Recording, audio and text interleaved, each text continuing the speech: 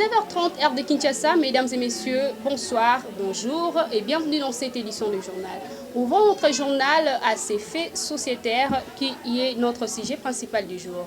Les rivières de la ville-province de Kinshasa sont complètement bouchées à cause des insanités jetées par la population elle-même. Suivez ces commentaires de Gloria Todo.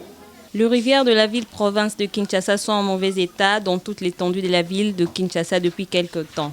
À en croire deux passagers rencontrés sur place, les rivières sont en mauvais état parce que, premièrement, la population ne prend pas soin d'assainir leurs environnements. Deuxièmement, le service Bopeto n'assume pas la responsabilité de veiller à la salubrité de la ville-province de Kinshasa.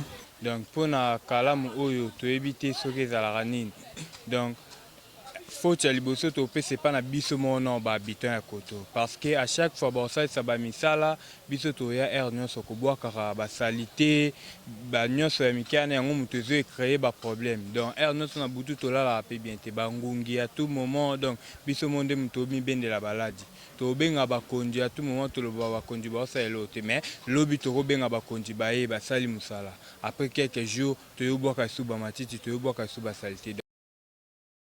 Contrairement aux autres pays, les rivières sont bien assainies pour épargner la population de certaines maladies. Mais ce n'est pas le cas avec notre pays.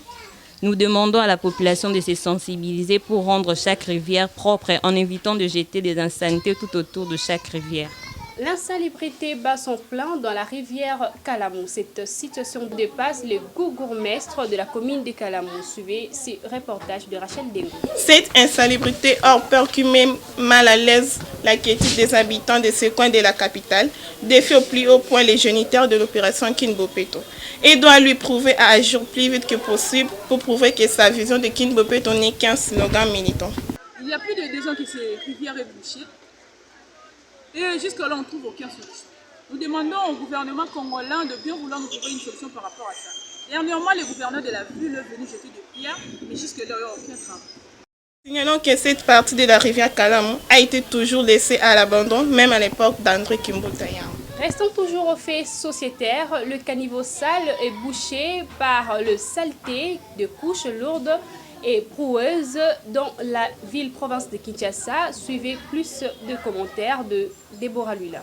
La population de la ville-province de Kinshasa, depuis un certain moment, déplore sur les caniveaux qui sont bouchés par les immondices jetés par la population elle-même.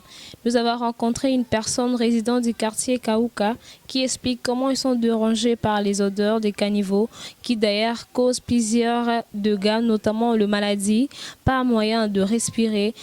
Dans la saison pluviale, il y a le débordement d'eau dans le parcelle parce que les caniveaux sont inondés par des sachets, des bouteilles, voire même du sable qui empêche La manière dont ces caniveaux a commencé, je ne sais pas. Et à chaque fois, ils essayent d'enlever les saletés là. Mais la saleté revient toujours. C'est qu'on puisse nous organiser pour enlever ça parce que c'est la population qui peut arranger ça.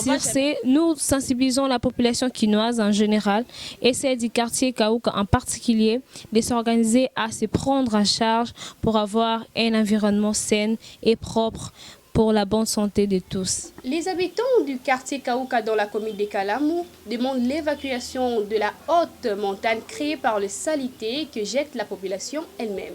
Suivez ces commentaires de Dorcas Boussé. La population de la commune de Kalamou, précisément du quartier Kaouka, les habitants de la ville de construction demandent un soutien à l'État congolais par rapport à cette poubelle qui entoure la population. Cette poubelle est là depuis des 5 ans et jusqu'à présent, nous ne trouvons aucune solution. Et en plus, derrière cette poubelle, nous trouvons des grandes universités Kimbanguiste. Il s'agit des ISK et ISSK.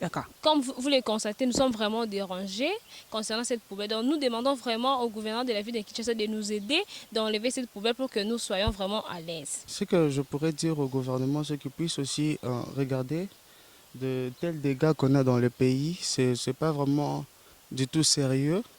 Ils s'arrangent de leur côté pour arranger les endroits qui sont un peu salibres, que chercher là où il y a des insalubrités. Je ne sais pas, je trouve même pas la place de ces slogans de Kinshasa Bopeto en voyant tous ces dégâts ici.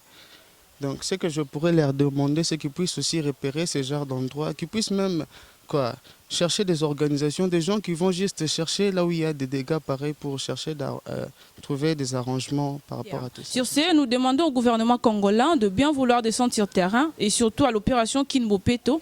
Et nous adressons plus la parole au gouverneur de la ville de Kinshasa, Jean-Tini Ngobila, et au bourgmestre du quartier. Mesdames et messieurs, merci d'avoir suivi ce journal. Je sais que vous étiez nombreux devant vos postes téléviseurs pour suivre ce journal. Merci de faire confiance à la radio-télé Ifasik et au revoir.